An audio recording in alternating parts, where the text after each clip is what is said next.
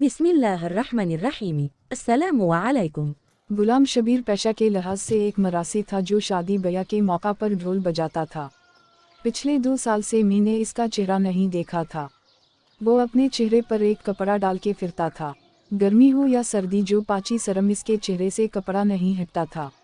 मुझे इस बात का बहुत था कि आखिर इसके चेहरे पर ऐसा क्या है जो वो अपने चेहरे को यूं ढांप कर रखता है।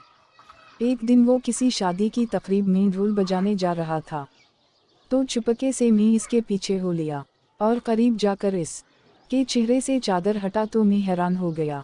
गुलाम शबीर के चेहरे पर तो कोई ऐसी बात नहीं थी, मगर इसके कान नहीं थे।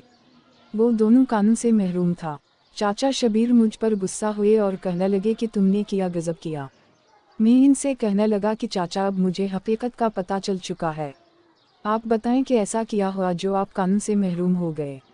वो कहने लगा, बेटा ये एक लंबी कहानी है। मैं पैदाइशी तौर पर कानून से महरूम नहीं था।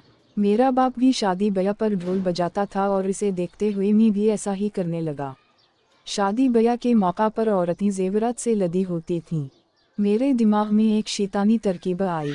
मैं ऐसी औरतों को टारगेट करता था जो जिस्मानी तौर पर कमज़ोर और बूढ़ी होती थीं। इनके कानों से बालियां छीन कर भाग जाता।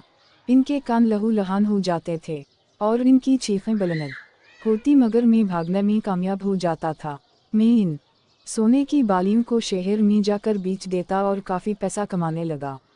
मैंने ढोल बजाने का पेशा छोड़ दिया और उसी पेशा को अपना लिया। मैंने शहर में एक नया घर खरीदा और बीवी को गांव से शहर ले गया। बीवी मुझसे पूछती थी कि इतना पैसा कहाँ से आया, तो मैं झूठ बोलता कि शहर में मेरा एक कारोबार है। मेरी आखिरी वारदात ने मेरे दिन बदल दिए। एक वीरान गली से बूढ़ी औरत गुजर रही थी, जबकि इसके कानों पर पुराने ज़माने की बड़ी बड़ी बालियां थीं। मैंने तेज़ी से इन बालियों में हाथ डाला और भागने लगा।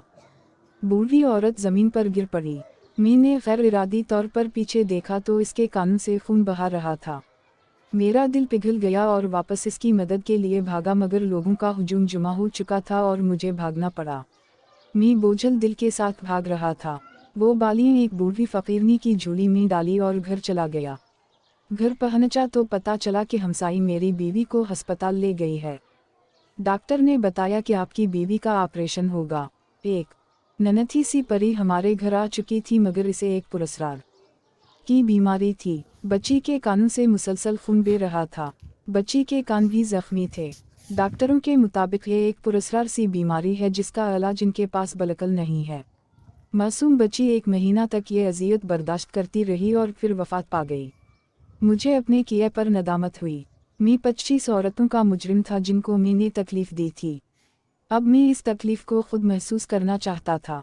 मैंने एक मोटी से सोई को आग पर गर्म किया और अपने कानों से सोई गुजार दी। इसके बाद कानों से पैनल की तार गुजारी और बड़ी शिद्दत के साथ इन तारों को खींचा।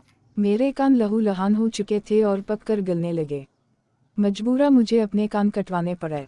मैंने दोबारा ढोल उठाया और शादी ब्याह पर ढोल बजाने लगा, मगर मेरे दिल में एक बोझ है, अपने इस गुनाहों का बोझ जो 2 साल पहले 25 औरतों को जख्मी किया, और शायद उसी बोझ को लिए मैं दुनिया से रुखसत हो जाऊं। आपको अगर ये कहानी अच्छी लगी है तो इस वीडियो को लाइक किया जाए और इस तरह की मज़ीद कहानियाँ सुनने के लिए हमारी चैनल को ज़रूर सब्सक्राइब किया जाए।